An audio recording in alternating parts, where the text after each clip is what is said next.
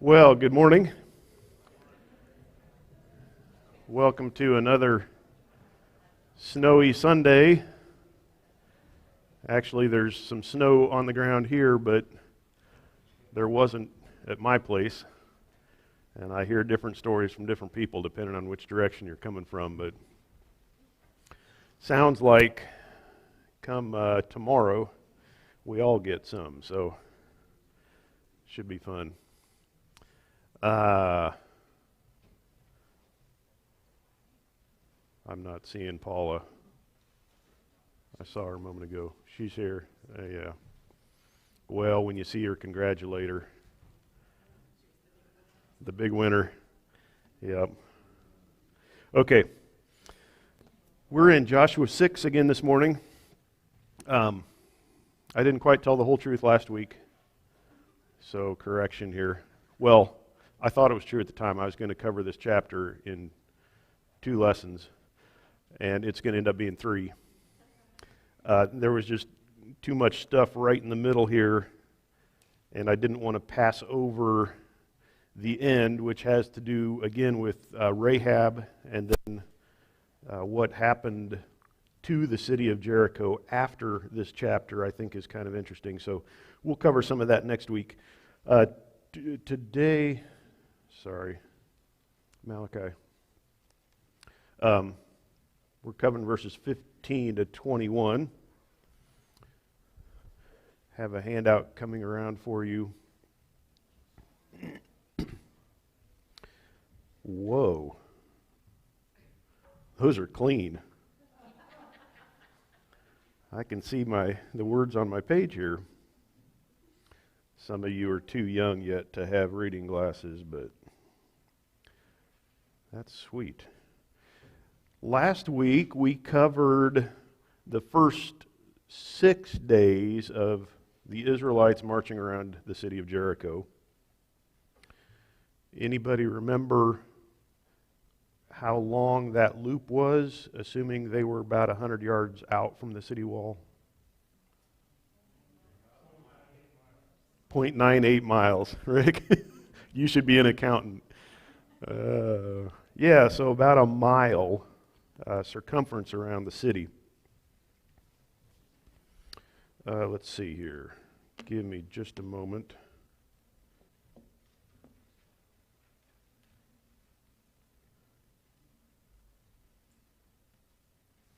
So picking up here with verse 15. Then it came about on the 7th day that they rose early at the dawning of the day and marched around the city in the same manner 7 times. Only on that day they marched around the city 7 times. And it came about at the 7th time when the priests blew the trumpets, Joshua said to the people, "Shout, for the Lord has given you the city." And I'm going to stop there because the narrator pauses there for a second and gives us some other information before getting back to shout. 7 times. So, distance? About 7 miles, right? Okay, now suddenly I'm getting tired. I don't mind walking a mile. 7 miles, that's almost from Nahaka to Union and back. Well, that would be a little closer to 8, but that's going to take a little while. I would assume it took all morning. They got up early, and probably the reason they got up early was because of the task that they had in front of them. It wasn't going to be just a half-hour loop again, but it would take a little longer. Matt, could you get the back screen for me, please? So I don't have to keep turning around.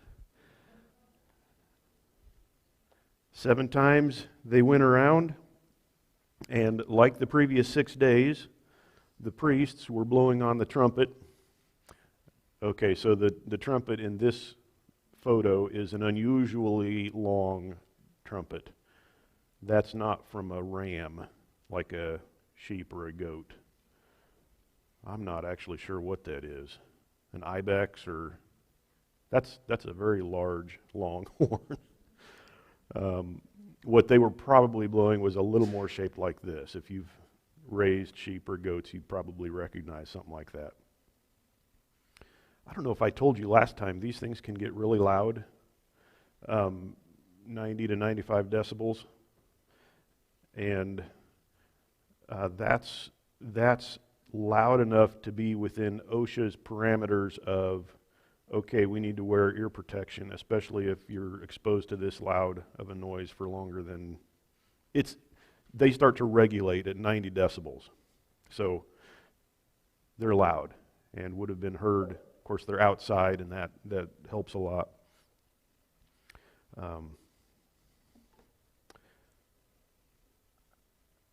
So verse 16 brings us right up to the critical point. Shout, for the Lord has given you the city. And you would kind of expect the next statement to be, and they shouted, and the walls fell down. But that's not what we get. We get this little interlude, and I think it's on purpose by the narrator to sort of keep you hanging there. It's like, wait, what about, because he could have put this information anywhere in the chapter, but he just kind of leaves you hanging there. So let's take a look at that. Verse 17, and the city shall be under the ban, it and all that is in it belongs to the Lord. Only Rahab the harlot and all who are with her in the house shall live, because she hid the messengers whom we sent.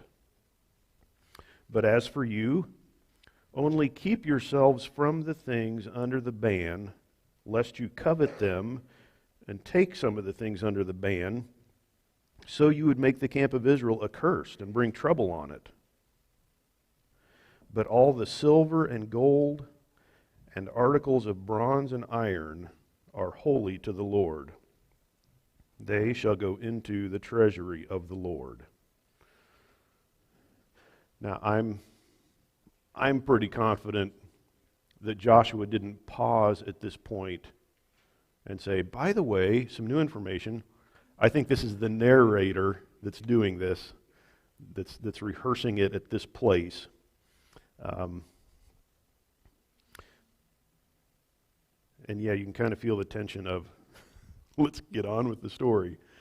But there are some really interesting things in here. The city is under the ban. God is claiming this first city of the conquest as his own. This is not your typical city. This isn't the way it's going to go in the rest of the conquest. This city, the very first one, belongs to God.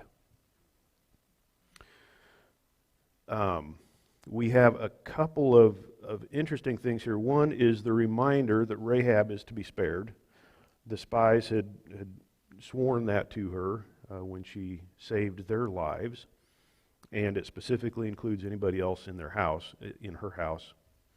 And the rationale for it is also given that she had hid the messengers.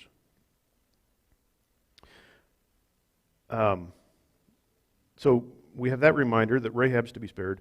The second thing is that the entire city is devoted to God, and the Israelites are specifically warned against taking anything out of it for themselves, and he uses the word to covet, to desire to have something. Don't let yourself do that. This is God's. It's not for you guys. Normally, people that conquered a city, it's free for all. Anything you find is yours, right? But not in this case. And he says, don't covet them. If you do, you'll bring a curse on your nation. And we don't want that. Of course, if you've read ahead, somebody wasn't, I almost said wasn't listening. I'm sure he was listening. Somebody didn't obey. And it did, in fact, bring a curse on the nation and cost a bunch of lives. We'll get to that later. And then the third point is that things that are made of metal are to be rescued. Everything else was to be killed or burned. So clothing, wood, ivory, grain, all to be burned. People, animals, all of that killed. But articles of metal were to be saved to go into the treasury of the tabernacle for God. And he specifically mentions gold, silver, bronze, and iron. I think that means that as they were going through killing anything that lived, burning what was burnable, that they were to search out those metal items and carry them back to the tabernacle. Let me give you a couple of pictures here of metal items from that time.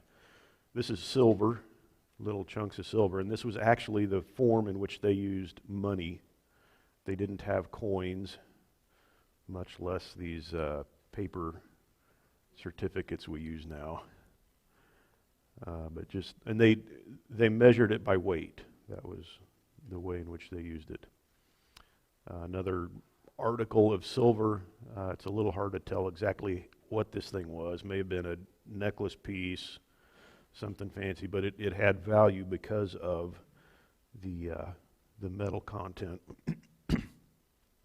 I wouldn't be at all surprised if they found metal idols or figurines like what we see here.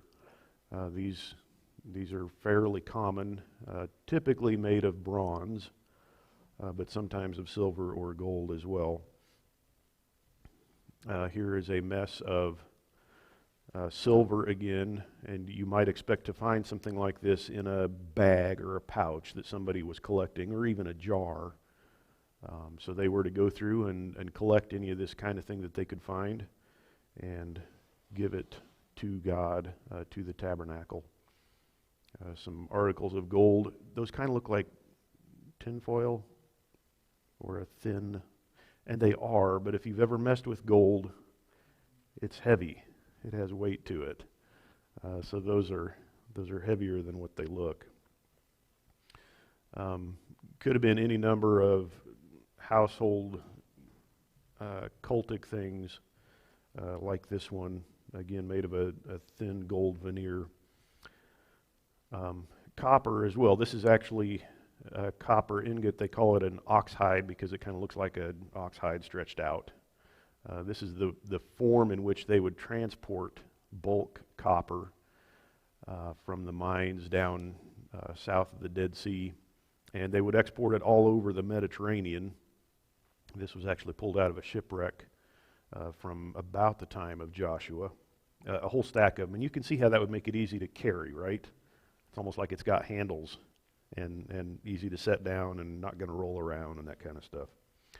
And a couple of items here made of copper from roughly the same time, utensils, and so I would expect that they would have found any number of things like this as well.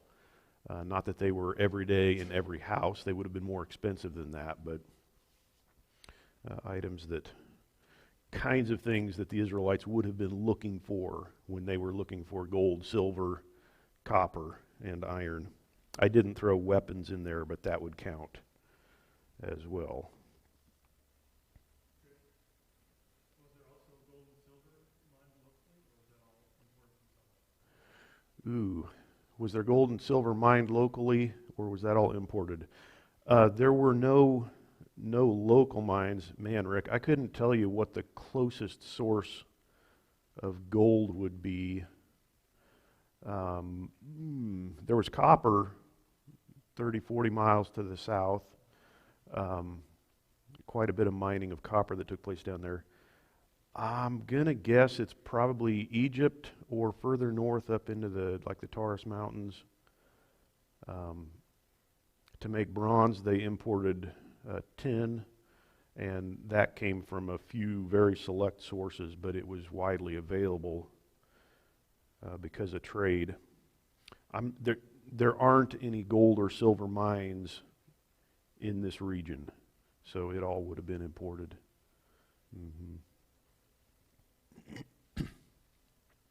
Okay, so with that settled, we're going to return to the action, okay? So, verse 20. So the people shouted, and the priest blew the trumpets, and it came about when the people heard the sound of the trumpet that the people shouted with a great shout, and the wall fell down flat, so that the people went up into the city, every man straight ahead, and they took the city. And they utterly destroyed everything in the city, both man and woman, young and old, and ox and sheep and donkey, with the edge of the sword.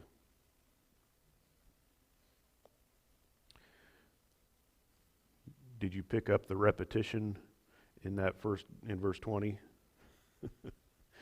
They shouted and they shouted, and the trumpets blew and they shouted. It almost reminds me of a kid's book. You're like, do these kids really enjoy so much repetition? But that's exactly the point of it, is to repeat it so that you get it. And it kind of serves to highlight the importance of this. I have to go back here a little ways. I do have a picture I wanted to show to you. This is on the streets of Tel Aviv when the state of Israel, the modern state of Israel, was declared to be a nation for the very first time. And you can see the people celebrating. Yeah. So I can imagine something like that around Jericho at the time when they shouted. And the text tells us that the city walls crumbled. They fell down flat, the text says, and every man went up straight ahead of him. And that tells us a couple of things. One is that the walls collapsed all the way around the city. It wasn't just like one little breach somewhere. The picture I have on your handout is kind of interesting in that respect because it doesn't show all of the walls collapsed. I think the reason for that, for the artist to represent it that way, is just so you can see, if he'd drawn everything collapsed, it would have been difficult to tell what was happening. You wouldn't have been able, the stone at the bottom would have been covered over. It just would have been a pile of brick, and it would have been difficult to interpret. I think that's why he drew it this way. So.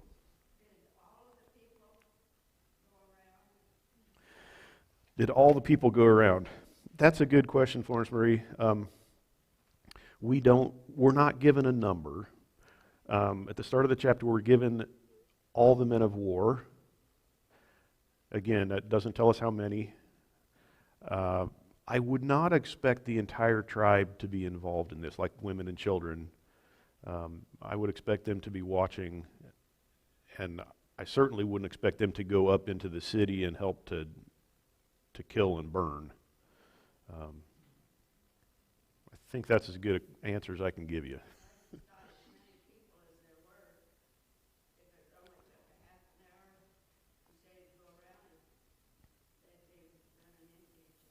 Yeah, they'd be running into each other. I know what you're saying. Yeah, it's difficult to know how long it would have taken, partly two reasons. How far out from the city wall were they? That makes a big difference in how far you're walking, and how many people are walking. We're limited because you might remember we're only 720 yards to the cliff, so we don't have miles in which people can mill around. Yeah, so a half an hour to get around. That's one person at an easy pace.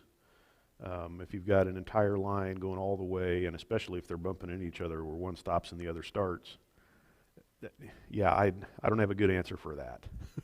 I can get so and so close, and then that's it. So, Connie.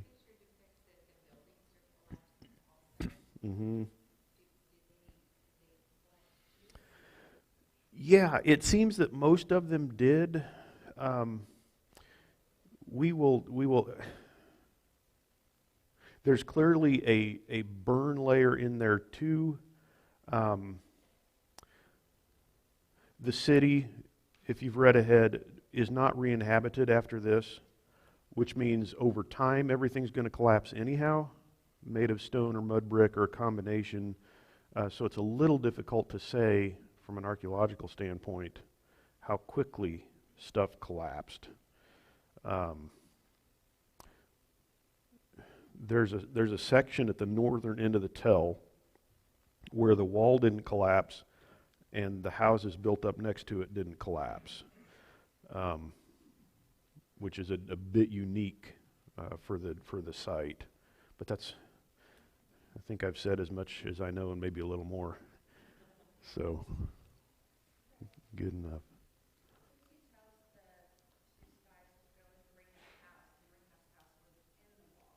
Mm-hmm. Yeah, my response to that, sorry, for those of you watching online, the question was, since the spies go into her house to take her out, and here the text tells us the walls collapsed, what gives? And it seems clear to me that this one section did not collapse, wherever she was.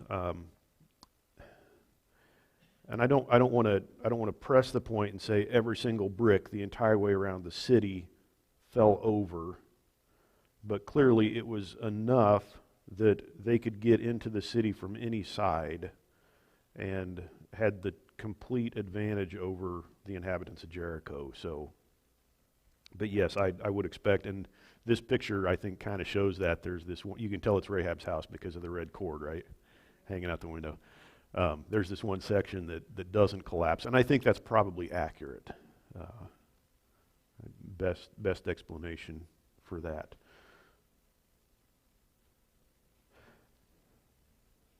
Okay.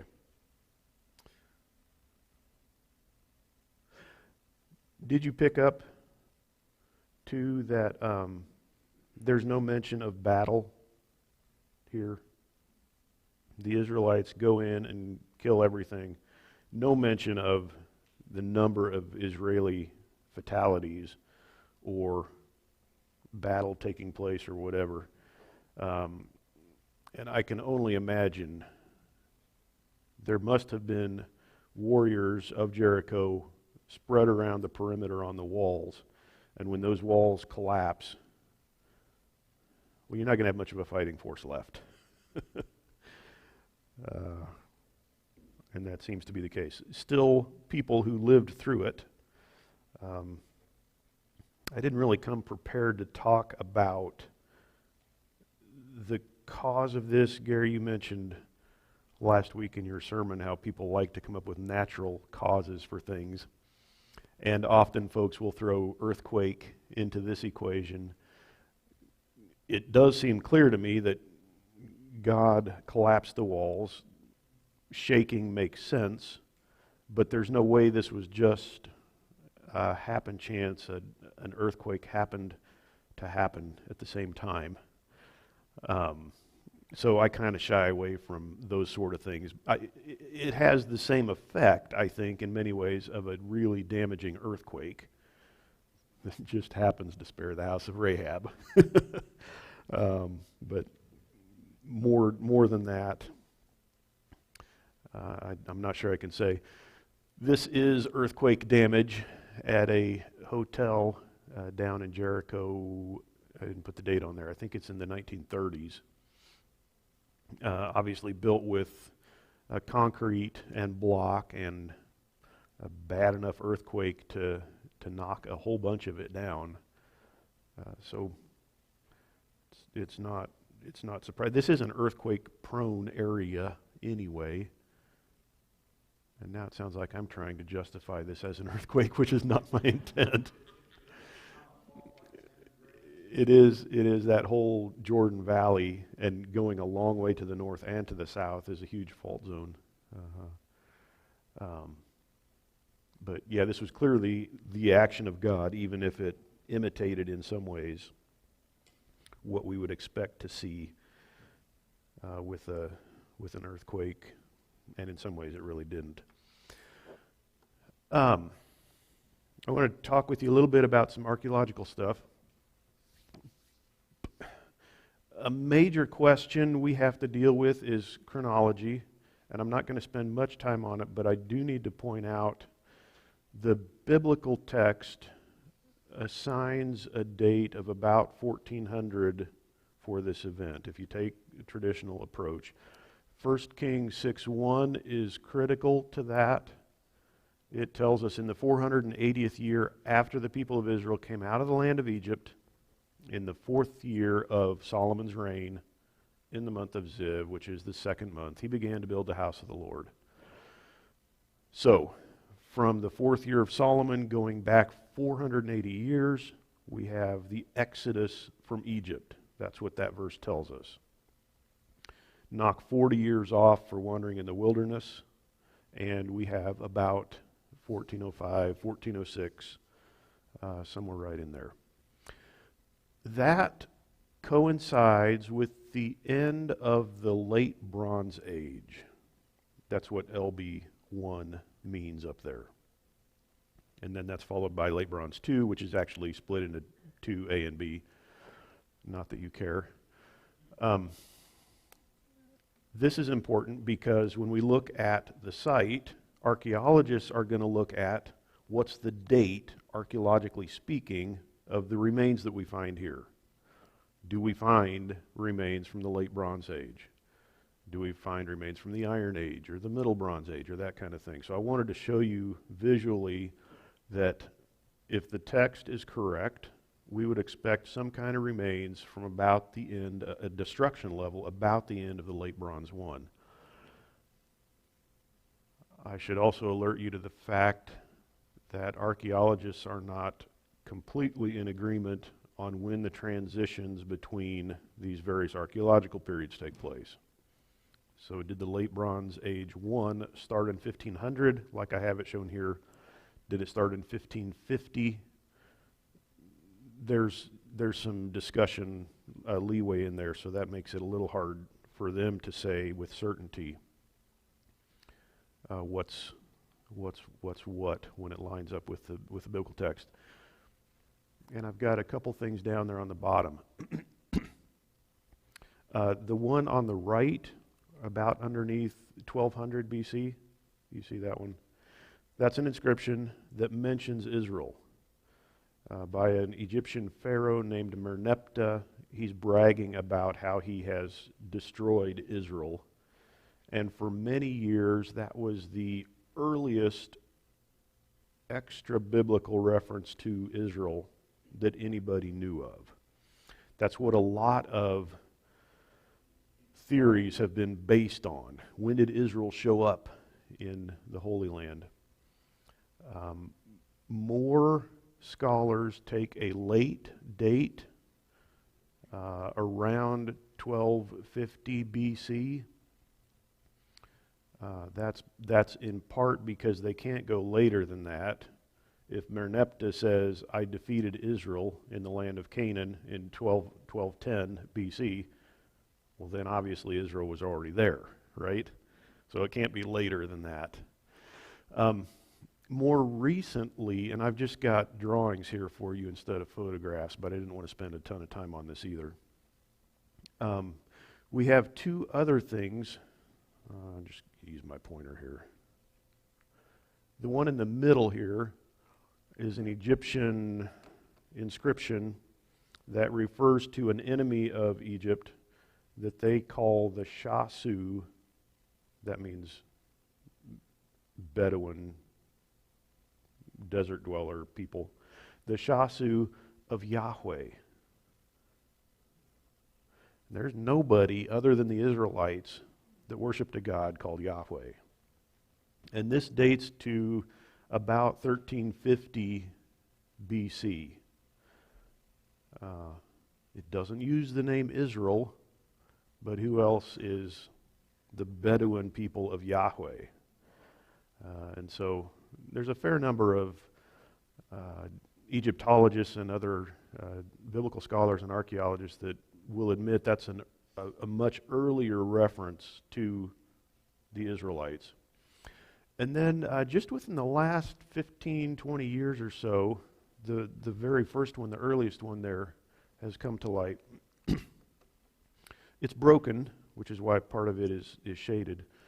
But it's pretty clear that that also has the name Israel on it. And that's from about 1400 BC. You see it's in a little oval that forms the body of a guy with his hands tied behind him. And he's also got a rope around his neck.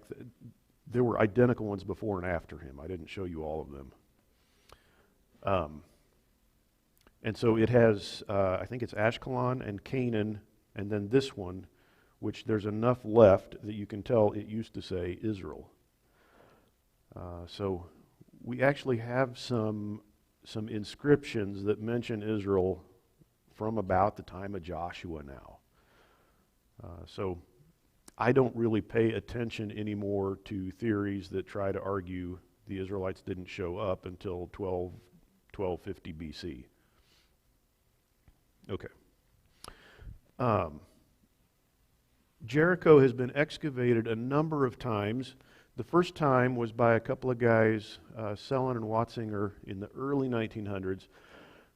They uncovered a lot of stuff, and you can see that in this old black and white photo. Chronology and using pottery to date things was in its infancy. Sir Flinders Petrie had kind of invented that around this time, and it had not become very well developed. And so he really messed up the dating, they messed up the dating on this. They didn't even think the city existed, for example, during the Middle Bronze Age, when we know now that's when the majority of the fortifications were built that made it a large city. But he uncovered quite a bit, and I could just point out to you this stone revetment that's at the bottom, the base of the wall, and then a couple sections of mud brick superstructure on top of that. There's a guy standing here, if you're wondering what that red arrow is, just to give you some perspective on the size. John Garstang did quite a bit of excavation work here in the 30s, and he found the final destruction layer, City 4 is what he referred to it as, dated about 1400 BC. Well, surprise, surprise. I mean, that's what we would expect. That's essentially what he says in that quote there. I'm going to move on for the sake of time. His excavations were followed by those of Dame Kathleen Kenyon in the 50s, and she said, no, he was wrong. The last city was destroyed at the end of the Middle Bronze Age, she said, 1550 BC. And so there was no city here if Joshua was even a historical figure, there was no city here at that time for him to conquer. Her major reason for saying this is because she didn't find any imported Cypriot pottery, which she considered to be diagnostic for this late Bronze I period. Okay, so the lack of evidence becomes the determining factor, right? And she also said there was no other local late Bronze I pottery. Well, there's a guy, I got a picture coming up, but not on this next slide. His name is Bryant Wood. He works today for the Associates of Biblical Research. They're an evangelical archaeological group. They've done a ton of work recently at Shiloh and before that at Ai. He did his PhD in late Bronze Age pottery up at the University of Toronto in Canada. So he knows late Bronze Age pottery. He went and dug through Garstang's pottery collection from Jericho and found a lot of late Bronze Age pottery. And I'll just tell you, Middle Bronze Age pottery is not painted. It's often burnished. It has kind of a reddish color. but it's not painted. The late Bronze Age, they used painted pottery all the time. Well, you can tell what kind of pottery this is, right? It's all painted. Two colors, kind of a white wash and then a color over it, bichrome pottery. Kenyon didn't bother to look at his material, or, I mean, this is the kind of thing she said she was looking for and she denied was there. But Bryant Wood went through her stuff, Garstang's stuff again, and voila, it's there. In addition to that, the pottery shapes, this can look a little technical. The stuff in the small box is stuff that was found at Jericho. In the big box is a standard repertoire of what late bronze pottery looks like. And I've got arrows drawn back and forth to show you how the forms match up. Not the surface decoration, but the actual forms of the pottery. There's clearly quite a bit of late bronze pottery at Jericho, which then suggests the city was occupied in the late Bronze Age, right? And from a biblical perspective, we're looking for a destruction at about the end of the late Bronze 1, and that fits here. They also found scarabs in tombs, and a number of them have the names of various pharaohs on them, tombs in the Jericho area. And there's a continuous line of them from the 18th through the 14th centuries BC. So again, that tells you people are living in this area. And why not? It's a perfect location. It's got a spring, large city. Why would the place not be inhabited during the late Bronze Age? A scarab? It's almost like a large bead. Well, they vary a lot in size. Some of them are huge, commemorative. And they typically have some kind of design on them. They're pierced to be worn on a necklace or something, so you can use it as a stamp seal. Some of them just have designs. Some of them have names, either of an owner or a king. Sometimes they make knockoffs. They did in antiquity. Those are usually pretty easy to spot because they have misspellings or they look like, but they're not. Whoever was carving them clearly didn't know Egyptian. But these were transported. We think people used them often as a kind of a good luck charm as well. That's why they got widespread and would be buried with people. Good question. This is a trench that Kathleen Kenyon dug through the western side of the city. That stone structure at the bottom, you can see a couple of guys standing on top of it, was a Neolithic tower. It's actually got a staircase inside of it. I wanted to show it to you to show you how deeply she cut into the wall. Into the side of the tell, went through the wall. And my next slide shows you a schematic of the side there, which is also what you have on your handout. And she discovered that, well, you can see here, this stone-faced revetment wall that you should be familiar with by now. And then she discovered that the mud brick from the city wall had fallen outward and actually formed a ramp up into the city. This fortification system was largely built during the Middle Bronze Age. But it wasn't destroyed then, and it continued to be used by the people of the Late Bronze Age. I can give you an analogy. We have some major interstate highways that cut through our area that were put in, in the 50s, 40s? Moved tons of earth. Does that mean we can't use them because they were built so long ago? Well, no. We resurface them, but we keep using them and will for centuries if the Lord does not return before that. And same thing here. Why tear down or replace a good defensive system? And this is actually common throughout the land of Israel at this time. Okay, so here is, you've seen something kind of similar.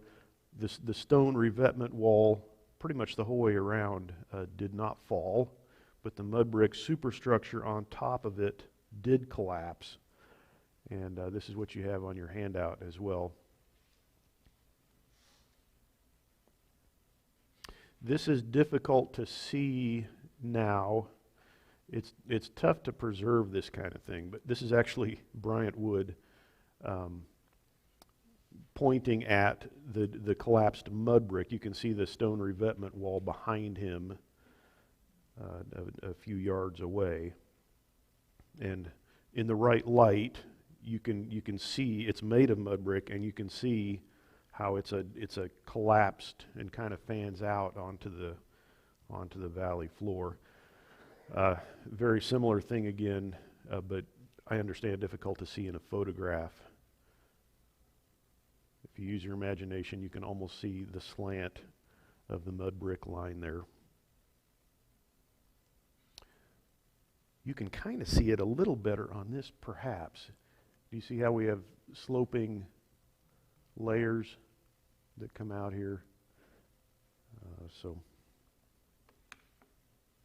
Point being, the walls, archaeologists tell us, did collapse outward and formed what would essentially be a ramp up into the city.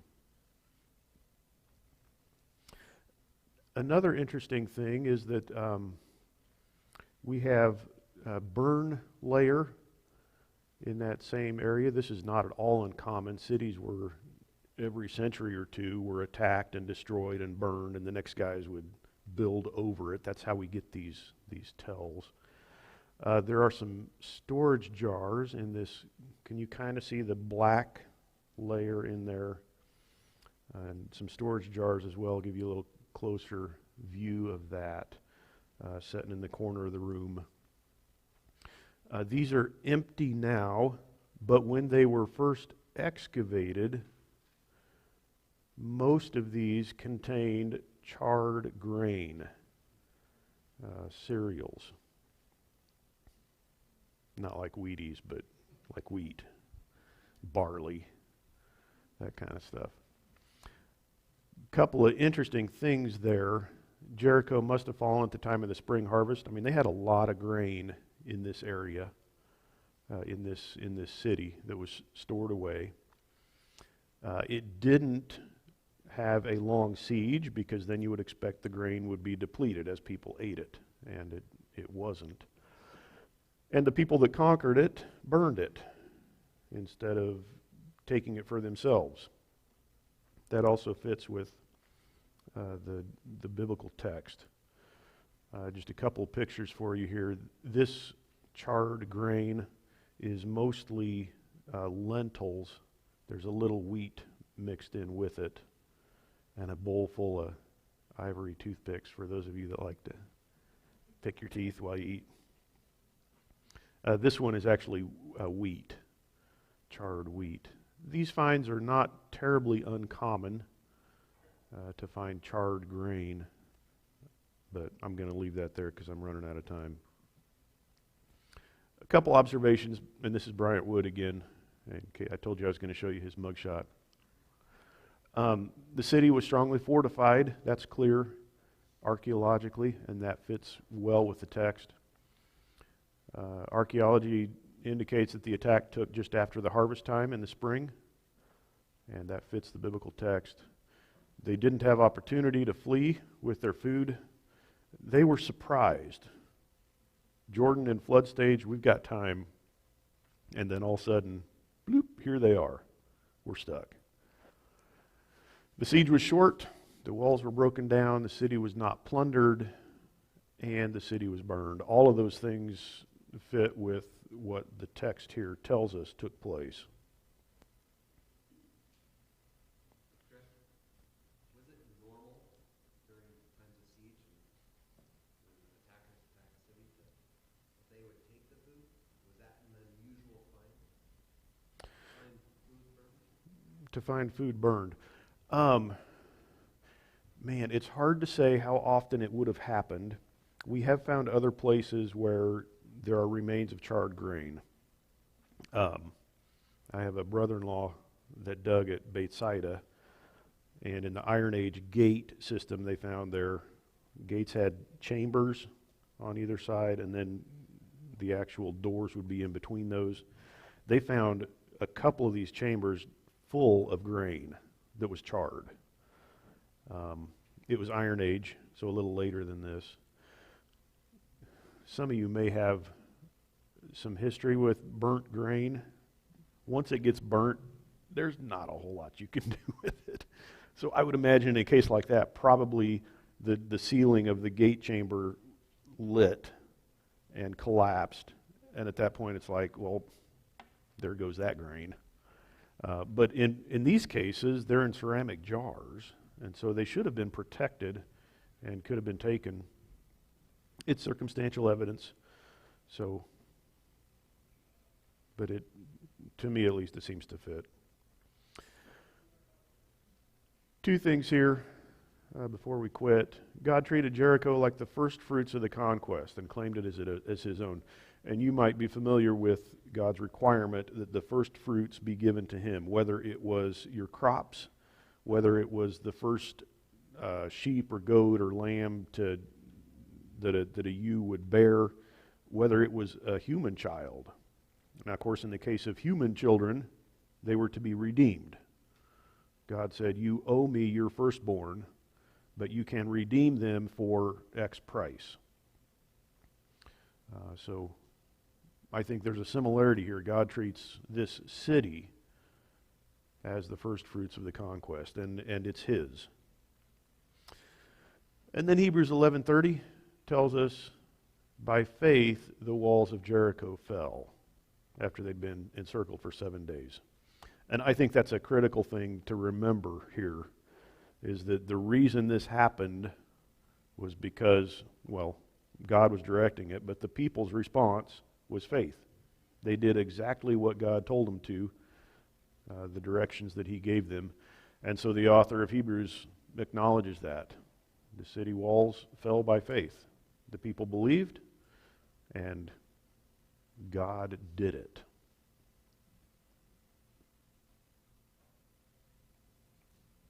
Sorry, I'm over. Save your questions for next time. Let me close this in a word of prayer. Lord, thank you so much for your word and for this account of the Israelites at Jericho. We're astounded by the way you take care of your people in unexpected ways often, but you do watch over them, you care about them, and we know that as your people you care about us too, and you watch over us. Help us to express our faith and to be faithful to you, to be obedient, not to doubt you or criticize the things that you do, but to be trusting and, like the Israelites, to be obedient to what you've asked us to do. I ask for your blessing now on the service to come. In your name I pray. Amen.